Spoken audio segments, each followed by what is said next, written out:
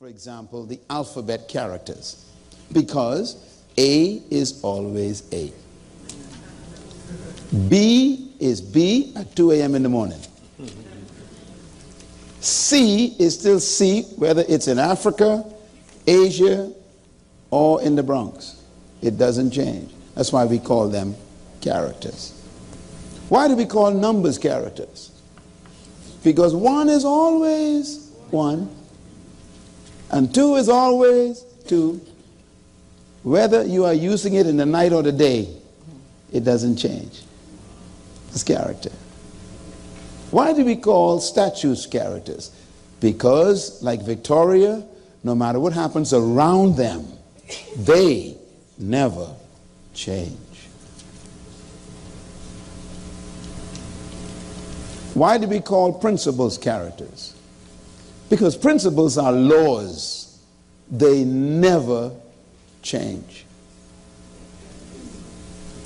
You know, one of the secrets to my success as a coach of government leaders and business leaders, one of my secrets of being an effective communicator, one of my secrets of being a good teacher is simple. It's not my education. The secret to my success is I only teach principles. That's it. You can never disagree with a principle. You can ignore it. You can hate it. But you can never disagree with it. For example, gravity is a principle. You could fast and pray and speak in tongues, but if you jump off a building, you're going to die. Why? You are violating a principle.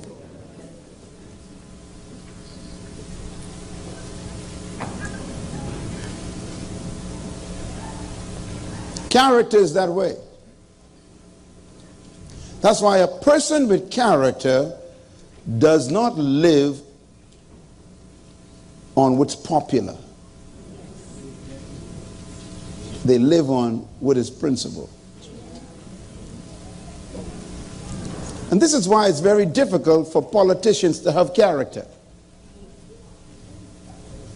Because politics is based on popularity, which means you will literally sacrifice your principles to protect your popularity, which cancels your character, which means you cannot be trusted.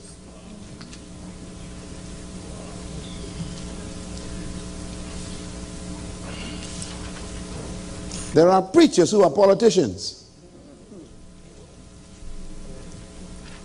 They would sell their principles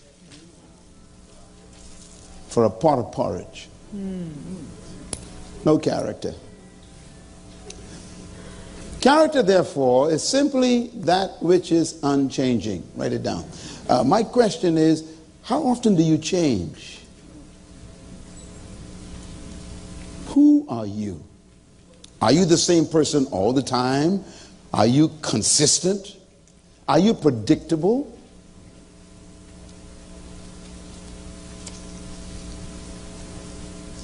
Leaders must have character. Why? Write this down. People will not follow you if they don't trust you. So character attracts loyalty.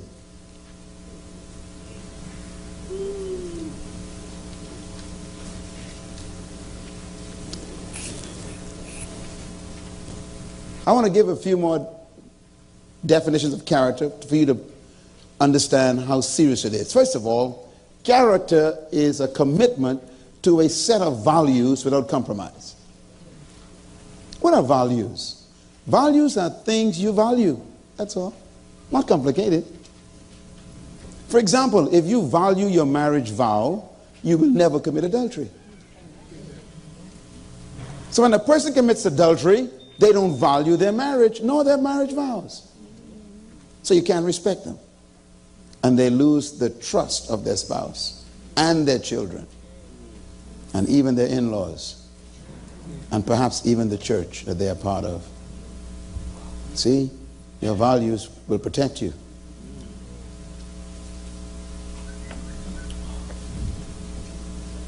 Secondly, character is the dedication to a set of standards without wavering. What are your standards that you've set for your life? My standards produce my character.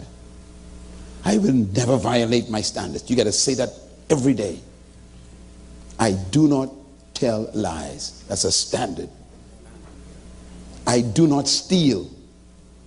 That includes stealing time from your job. Telling people you are sick when you are not sick. This is a lack of character. You are a thief.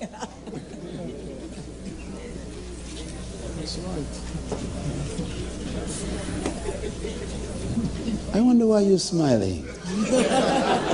See, you don't understand. Character is so subtle. There's no excuse in life for breaking your standards.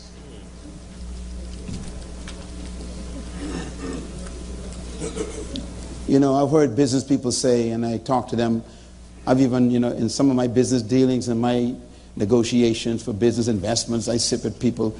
Many people come to me, they want to do business with me, and they want me to invest in their companies, and I do a lot of this stuff. And I hear people say sometimes, honesty is my best policy. Now, whenever you tell me that, I do what Joseph did.